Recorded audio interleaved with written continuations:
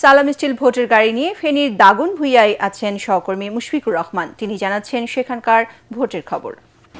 সালাম স্টিল ভোটের গাড়ি নিয়ে আছি ফেনীর দাগনভূঞাতে। দাগনভূঞা এবং সোনাগাজী এই দুটি উপজেলা নিয়ে গঠিত ফেনী ৩ আসন, যেখান থেকে বিএনপির প্রার্থী হয়েছেন এবার আব্দুল আওয়াল মিন্টু এবং জামায়াতের প্রার্থী রয়েছেন ফখরুদ্দিন মানিক।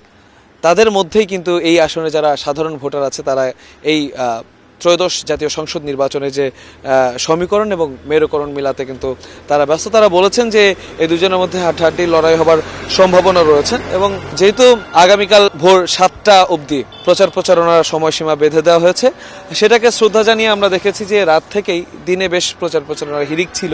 ভূমিকম্প সহনীয় মোস্ট ডিউরেবল দেশের প্রথম থার্মেক্স রড সালাম স্টিল। সালাম স্টিল বোঝে ডিউরেবিলিটি। সালাম স্টিল মোস্ট ডিউরেবল স্টিল। তবে রাতে কিন্তু আমরা দাগনভূঞার প্রধান সড়কে দাঁড়িয়ে আছি, খুব বেশি প্রচারণায় এখন আমরা দেখতে পাচ্ছি না। তারা এরই মধ্যে ইতি টানছেন এবং নির্বাচন কমিশনের যে নির্দেশনা দেওয়া আছে সেই নির্দেশনা আসলে তারা মেনেই আসলে এই কাজটা করছেন। সালাম স্টিল ভোটের গাড়ি নিয়ে এই ছিল ফেনী ৩ আসন থেকে আমার কাছে সবশেষ খবর।